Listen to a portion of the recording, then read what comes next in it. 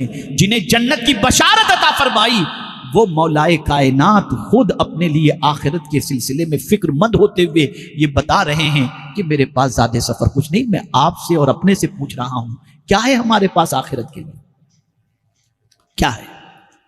اور تھوڑا سا ذہن پہ زور دو اور تھوڑا غور کرو، ہماری صحبت میں بیٹھ کر ہمارا بچہ بھی نہیں سدھر پاتا، ہم ایسے نکمے، ہماری صحبت میں بیٹھ کر ہمارا بچہ بھی نہیں سدھر پاتا۔ اور یہ بات ہمیشہ یاد رکھیں، انسان کی عادتیں منتقل ہوتی ہیں، توجہ چاہوں گا، انسان کی عادتیں منتقل ہوتی ہیں، ایک کی عادت دوسری، ہمیشہ اس بات کو ذہن میں رکھو ہمیشہ کہ ہمارے اندر سے کون سی عادت سامنے والے تک منتقل ہو رہی، جو عادت منتقل ہوگی انہی عادتوں کا وہ پابند ہوگا۔ اگر اچھی عادتیں منتقل ہوئیں تو جب تک وہ اچھائی کرتا رہے گا ثواب ہم کو ملتا رہے گا، اور بری عادتیں منتقل ہوئیں تو وہ بری عادتوں پر جب تک عمل کرتا رہے گا ہماری زندگی میں اس کا جو ہے وہ گناہ لکھا جاتا رہے گا۔ ہم مسلمان ہیں، اپنے آپ کو مسلمان کہتے ہیں، میرے بھائیوں آج میرا یہ پیغام لے کر کے جاؤ، ایسے بن جاؤ، ایسے بن جاؤ، ایسے بن جاؤ کہ تمہاری صحبت میں بیٹھنے والے کا تعلق اللہ سے بھی مضبوط ہو جائے، اللہ کے رسول صلی اللہ علیہ وسلم سے بھی مضبوط ہو جائے، گناہ سے رشتہ ٹوٹ جائے۔ اور بیٹھنے سے پہلے، سنگت اختیار کرنے سے پہلے حضور کی یہ حدیث بھی پیش نظر رکھو کہ آقا کریم صلی اللہ علیہ وسلم فرماتے ہیں لا تصاحب الا مؤمنا، دوستی نہ کرو، صحبت اختیار نہ کرو مگر کامل مومن کی، اس لیے کہ کامل مومن کی صحبت اختیار کرو گے تو تمہارا ایمان بھی پختہ ہوگا اور تمہاری آخرت بھی سمر جائے گی، اور جب تم کامل مومن کی صحبت اختیار کر کے کامل مومن بن جاؤ گے تو دنیا کی کوئی طاقت تمہیں ذلیل نہیں کر سکتی، اللہ یہاں بھی عزت عطا کرے گا اور آخرت میں بھی عزت عطا فرمائے گا۔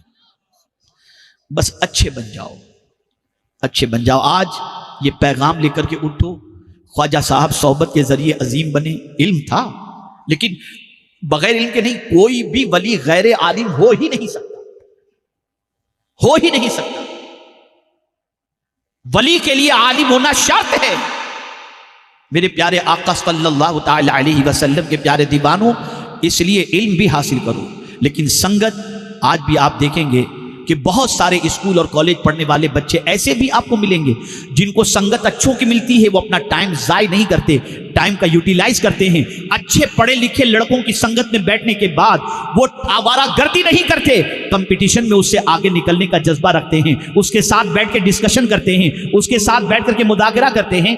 ہم بھی جب درسگاہ کے اندر پڑھتے تھے تو اپنے سے اچھوں کے پاس بیٹھتے تھے، ان سے اپنی کتابوں کا حل کرواتے تھے۔ علماء کی ایک بڑی جماعت یہاں موجود ہے، دارالعلوم کے اندر باقاعدہ ایک وقت ہوتا ہے جس کو تکرار کا وقت کہا جاتا ہے، جس میں طلباء بیٹھ کر کے آپس میں کل کے سبق کے سلسلے میں تکرار کرتے ہیں، اور جب کوئی مسئلہ سمجھ میں نہیں آتا تو سینئر طلباء سے اس مسئلے کا جواب طلب کرتے ہیں۔ یہ تکرار کے ذریعے مجھے آج بھی ہمارے زمانے طالب علمی کے وہ ساتھی یاد ہیں کہ جن کے پاس ہم کتابیں لے کر کے جاتے تھے اور ان سے اپنی کتابوں کے مسائل کا حل تلاش کرتے تھے اور پوچھا کرتے تھے۔ تو آپ اچھوں کی صحبت اختیار کرو، اسکول اور کالج اگر پڑھتے ہو ضرور پڑھو، لیکن آوارہ لوگوں کی سنگت اختیار نہ کرنا، لڑکیوں کے ساتھ تعلقات استوار نہ کرنا۔ تمہاری ماں یا تمہارے باپ اس لیے تمہارے پیچھے پیسہ خرچ نہیں کرتے کہ تم وہاں جا کر کے آوارہ گردی کرو، ان کے بھی اپنے خواب ہوتے ہیں، ان کی بھی اپنی تمنائیں ہوتی ہیں، ان تمناؤں کو پورا کرنا اپنا مقصد سمجھو اور سب کچھ ایک طرف رکھو، بس اتنا سوچو جیسا حضور ہمیں دیکھنا پسند کرتے ہیں ویسے بن جاؤ، جیسا رب ہمیں دیکھنا پسند کرتا ہے ویسے بن جاؤ۔ اگر ہم ویسے بن گئے تو میرے پیارے آقا صلی اللہ علیہ وسلم کے پیارے دیوانوں، ایک نیک بچے کو دیکھ کر باپ کتنا خوش ہوتا ہے، اور باپ فخر سے کہتا ہے یہ میرا بیٹا ہے۔ اگر باپ اپنے نیک بچے کو دیکھ کر جب خوش ہو سکتا ہے تو مدینے کے تاجدار اپنے نیک امتی کو دیکھ کر کتنا خوش ہوں گے، اور جب مدینے کے تاجدار اپنے نیک امتی کو دیکھ کر کے خوش ہوں گے تو خدا اپنے نیک بندے کو دیکھ کر کتنا خوش ہوگا۔ اچھے بن جاؤ، اچھوں کی صحبت اختیار کرو. اور قرآن کی اس آیت پر میں اپنی گفتگو کو ختم کرتا ہوں. وَإِمَّا يُنْسِيَنَّكَ الشَّيْطَانُ فَلَا تَقْعُدْ بَعْدَ الذِّكْرَىٰ مَعَ الْقَوْمِ الظَّالِمِينَ. غور سے سن لیجیے گا. اللہ فرماتا ہے جب شیطان کہیں تم کو بلا دے، وَإِمَّا يُنْسِيَنَّكَ الشَّيْطَانُ، جب شیطان کہیں تم کو بلاوے میں ڈال دے، جیسے کسی آوارہ کے ساتھ بیٹھے ہیں، ظالم کے ساتھ بیٹھے ہیں، اور تھوڑی دیر بیٹھے ہیں اور ہمیں کچھ خیال ہی نہیں کہ یہ کون ہے، کیسا ہے، بیٹھے ہوئے ہیں، شیطان نے بلاوا ڈال دیا. لیکن اللہ کو مہربانی کرنی تھی تو کوئی بات تمہارے ذہن میں ڈال دی، کہاں بیٹھا ہوا ہے، یا کوئی نیک آدمی تمہارے سامنے سے گزرا، تم نے اسے دیکھا، رہی انہوں نے دیکھ لیا میں اس کے ساتھ بیٹھا ہوا ہوں. تو اب قرآن کہتا ہے فَلَا تَقْعُدْ، اب بیٹھنا نہیں، اٹھ جا یہاں سے، اب اٹھ جا. اس لیے کہ اللہ نے تجھ پر کرم فرما دیا کہ تیرے پاس نصیحت آ گئی. اب جب نصیحت آ گئی، اٹھ جا یہاں سے. میں کہتا ہوں اس سے بڑا کرم اور میرے کریم کا کیا ہوگا کہ بروں کے ساتھ بیٹھے ہوئے ہو اور اللہ تم کو بچانے کے لیے کوئی نصیحت تمہیں عطا فرما دے. جیسے ہی نصیحت آ گئی اٹھ کے چلے جاؤ، اور اگر تم وہاں سے اٹھ کر کے چلے گئے تو اللہ تمہارے سینے میں حکمت بھر دے گا، بھر دے. یہ پالیسی اپنے ذہن کے اندر رکھو، یہ فارمولا اپنے ذہن کے اندر رکھو. میں صرف یہی آج کی نشست میں اور اجتماع میں آپ کو پیغام دینا چاہوں گا، ایسے بن جاؤ، ایسے بن جاؤ کہ ماں باپ بھی خوش ہوں، خواجہ صاحب بھی خوش ہوں، غوث پاک بھی خوش ہوں، آقا کریم صلی اللہ علیہ وسلم بھی خوش ہوں، اور رب قدیر جل جلالہ بھی خوش ہو. اپنے آپ کو تھوڑا سا ہم دیکھ لیں کہ ہم کیسے ہیں، اور اگر اپنے آپ کو بہتر بنانا ہے تو اچھوں کی صحبت اختیار کرو، تاکہ ان کی عادتیں تمہاری زندگی میں آ جائیں، ان کا کرم تمہارے شامل حال ہو جائے. اور ہمیشہ یاد رکھیں بڑوں کی صحبت. صحابہ کی زندگی آپ دیکھیں، انہوں نے حضور کی صحبت پائی، اللہ اکبر، وہ کتنے بڑے بن گئے. پھر صحابہ کی صحبت تابعین نے پائی، وہ کتنے بڑے بن گئے. اور میرے پیارے آقا صلی اللہ تعالی علیہ وسلم کے پیارے دیوانوں، کبھی کبھی علم کے اعتبار سے چھوٹے بھی اتنے بڑے بن جاتے ہیں، اور فکر کے اعتبار سے، حکمت و دانائی کے اعتبار سے بڑوں کی صحبت پانے کے بعد چھوٹوں کو اللہ اتنا بڑا بنا دیتا ہے کہ آپ دیکھیں تو آپ کی عقل دنگ رہ جائے گی. کہ فاروق اعظم رضی اللہ تعالیٰ عنہ کی محفل کے اندر ایک نوجوان آ کر کے بیٹھا کرتے تھے، بوڑھے صحابہ کے درمیان وہ بیٹھا کرتے تھے. تو اکثر بوڑھے صحابہ یہ سوچتے تھے، ضعیف صحابہ وہ یہ سوچا کرتے تھے کہ یہ محفل کے اندر ان کو فاروق اعظم کیوں بلاتے ہیں، اللہ اکبر. لیکن ایک بار فاروق اعظم نے بھانپ لیا کہ یہ مشائخ جتنے موجود ہیں، یہ جتنے بھی صحابہ ضعیف العمر موجود ہیں، ان کو یہ بچہ شاید کھٹکتا ہے. تو ایک سوال فاروق اعظم نے محفل کے اندر موجود بڑے صحابہ سے پوچھ لیا. تو بڑے صحابہ نے اپنے اعتبار سے جواب دیا، اور پھر فاروق اعظم رضی اللہ تعالیٰ عنہ نے اس نوجوان صحابی سے پوچھا جو عمر میں سب سے کم تھے. جو جواب انہوں نے عطا فرمایا تو فاروق اعظم نے سارے صحابہ سے پوچھا، بتاؤ ان کے جواب کے بارے میں تمہارا کیا خیال ہے؟ تو سب نے یہی کہا، ان کا جواب ہی سب سے زیادہ صحیح نظر آ رہا ہے. تو ایسے بھی لوگ ہوں جو علم کے اعتبار سے بڑے ہوں، بھلے عمر میں چھوٹے ہوں، کردار کے اعتبار سے بڑے ہوں، بھلے عمر کے اندر چھوٹے ہوں، آپ ان کی صحبت اختیار کرو، تاکہ ان کی صحبت کی بنیاد پر آپ کی زندگی میں انقلاب پیدا ہو سکے. مسلمانوں، خود تم اتنے اچھے بن جاؤ، اتنے پیارے بن جاؤ، اتنے پاکیزہ بن جاؤ، اتنے نیک بن جاؤ کہ تمہاری صحبتوں کو اختیار کرنے کے بعد انسان کی زندگی میں انقلاب پیدا ہو سکے. تمہاری زندگی سے برائیاں چھلکتی نہ ہوں، تمہاری زندگی سے اچھائیاں چھلکتی ہوں. تمہاری عادتوں کو کوئی اختیار کرے، اس کی دنیا بھی سنور جائے اور اس کی آخرت بھی سنور جائے. مسلمانوں، اچھے بن جاؤ. آج اچھا بننا بہت ضروری ہے، نیک بننا بہت ضروری ہے. پوری دنیا نے منصوبہ بنا لیا ہے تمہیں آوارہ بنانے کے لیے، اور پوری دنیا نے منصوبہ بنا لیا ہے تمہارا پکچر دنیا کے سامنے ایک غلط پیش کرنے کے لیے. تم بھی ایسا عزم کر لو کہ ہم اچھے رہیں گے اور اچھے ثابت کر کے انشاءاللہ رہیں گے، کریں گے کوشش انشاءاللہ. اور ہاں، یہ بھی بتا دوں، حضور صلی اللہ علیہ وسلم نے فرمایا لا تصاحب الا مؤمنا. یہاں یہ بات آپ ذہن میں رکھیں کہ صرف داڑھی، ٹوپی، امامہ، یہ سب چیزیں نہیں دیکھنی، پہلے عقیدہ دیکھو کہ ہے تو مصطفیٰ کا دیوانہ، ہے تو عاشق مصطفیٰ صلی اللہ علیہ وسلم. اس کو پہلے دیکھنا، یہ بہت بنیادی چیز ہے. اس لیے کہ قیامت میں وہ لوگ جو گستاخ رسول کی صحبت اختیار کیے ہوئے ہوں گے، وہ قیامت میں اپنی انگلیوں کو کاٹتے ہوئے کہیں گے کہ ہم نے کس کی صحبت اختیار کی. یہ قرآن شریف میں موجود ہے. خبردار صرف یہ مت دیکھنا کہ ظاہری عمل اچھا ہے، یہ بھی دیکھنا کہ دل مدینے کے تاجدار کا عشق کا نور مدینے کے تاجدار صلی اللہ علیہ وسلم کا اس کے سینے میں موجود ہے یا نہیں۔ خود اچھے بنو، خود عاشق رسول صلی اللہ علیہ وسلم بنو، نیک بنو، علم خوب حاصل کرو، ساتھ میں عمل بھی کرو اور ساتھ میں اچھائیوں کو اختیار کرنے کی کوشش کرو۔ آج اگر آپ میں سے کچھ ساتھیوں نے دیکھیے میں آپ کو بتاؤں آپ کی اور ہماری پوزیشن کیا ہے، دل کی صفائی کے بارے میں بتاؤں۔ گندگی تین طرح کی ہوتی ہے اور اس کی صفائی کے بھی 3 پروسیجر ہیں۔ سن رہے ہیں غور سے؟ ایسا درود شریف پڑھے بلند آواز سے کہ مجھے یقین ہو کہ آپ اچھی طرح سن رہے ہیں۔ اللہم صلی علی سیدنا و مولانا محمد معدن الجود والکرم وآلہ وصحبہ وبارک وسلم۔ صفائی 3 طریقے کی، جیسی گندگی ویسی صفائی۔ دیکھیے آئینہ جو ہوتا ہے نا، آئینہ وہ بھی گندا ہوتا ہے، لیکن اس کی گندگی کا معاملہ کیا ہوتا ہے، اس پر گرد و غبار آ جاتا ہے۔ تو آپ دیکھیں گے جیسے مثال کے طور پر آپ باتھ روم میں گئے، گیزر آپ نے آن کر لیا تھا، نل کھولا، گرم پانی آنے لگا۔ اب گرم پانی کا باف جو ہے وہ میرر کے اوپر آ جاتا ہے، تو جس کی وجہ سے میرر دھندلا سا ہو جاتا ہے۔ اب اس میں اپنا چہرہ نظر نہیں آتا، اس کو صاف کیسے کریں گے؟ تو ایک ٹیشو سے آپ نے جیسے ہی یوں کیا پٹک سے صاف ہو گیا ہے نا، کہ اس کو صابن لگائیں گے، برش ماریں گے، ایسا کرنا پڑے گا؟ بتائیے، میں پوچھ رہا ہوں، آپ مجھے جواب دیں تو میں سمجھو میری بات سمجھ رہے ہیں۔ گرد و غبار لگا ہے، ایسے ہی کپڑا ہلکا سا آپ نے مار دیا، میرر صاف ہو گیا ہے نا۔ بھئی صحیح ہے یا غلط جواب دیا؟ صحیح ہے نا۔ اب ہمیں آج اپنا حساب کرنا ہے، ہمیں اپنا حساب کرنا ہے۔ کپڑا اگر میلا ہو جائے، کپڑا اگر میلا ہو جائے تو کیا اس کو کوئی ٹیشو سے یوں پھیر دیں گے تو کپڑا صاف ہو؟ جواب دیں، آپ میری بات سمجھیں۔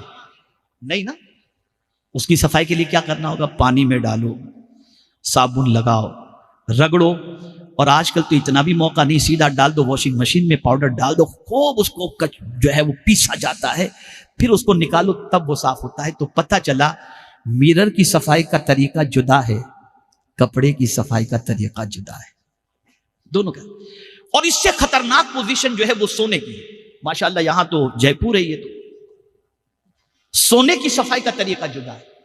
اگر گولڈ کو صاف کرنا ہے، اس کے میل کچیل کو نکالنا ہے، تو وہاں صابن بھی نہیں چلے گا، برش بھی نہیں چلے گا، اسے سونار آگ کے اندر ڈالتا ہے اور پھر آگ میں جلا کر اس کے میل کو ختم کرتا ہے، پھر وہ سونا نکالتا ہے، تب وہ پیور بنتا ہے۔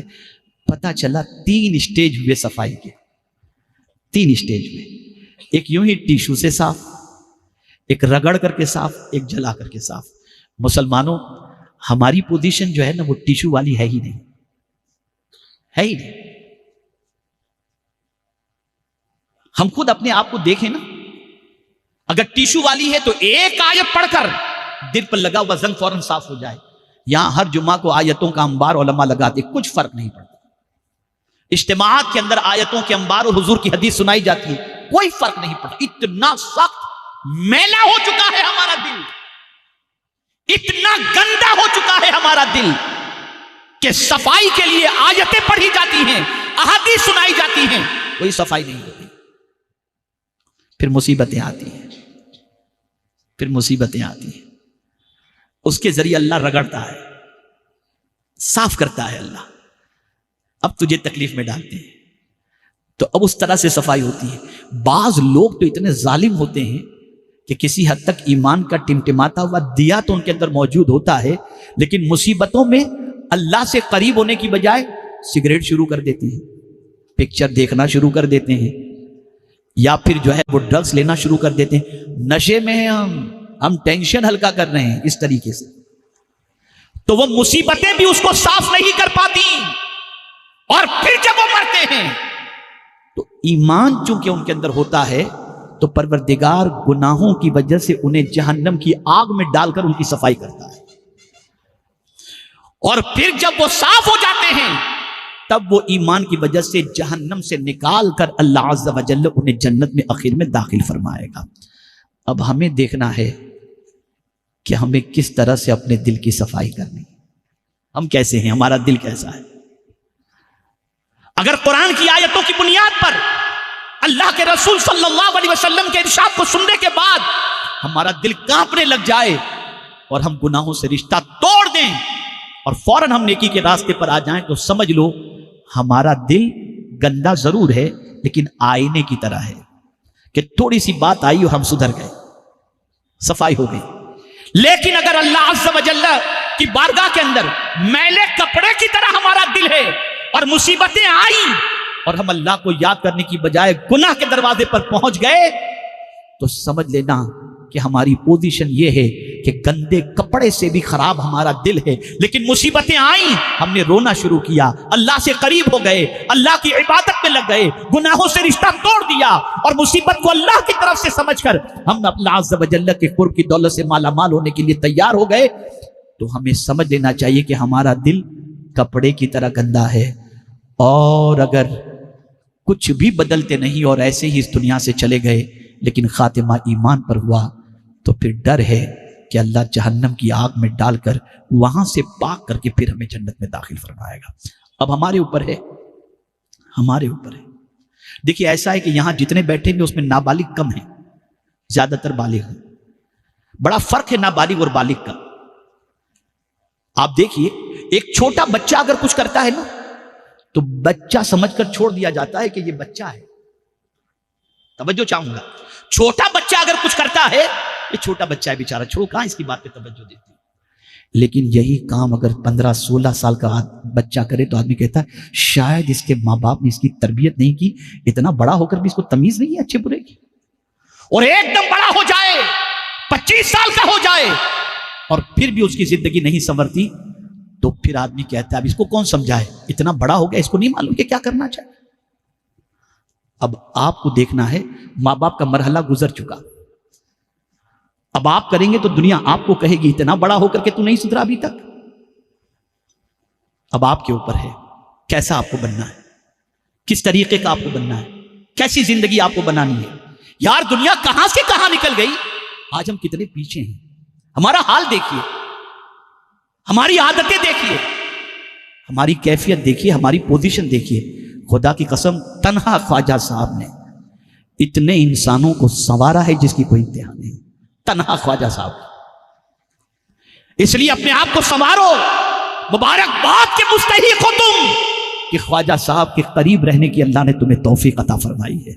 بدلو اپنے آپ کو، بدلو اپنی زندگی کو۔ اللہ رب العزت جل جلالہ آقا کریم صلی اللہ علیہ وسلم کے صدق و طفیل ہم سب کو اچھوں کی صحبت اختیار کرنے کی توفیق نصیب فرمائے اور ہمیں اچھا بننے کی توفیق نصیب فرمائے۔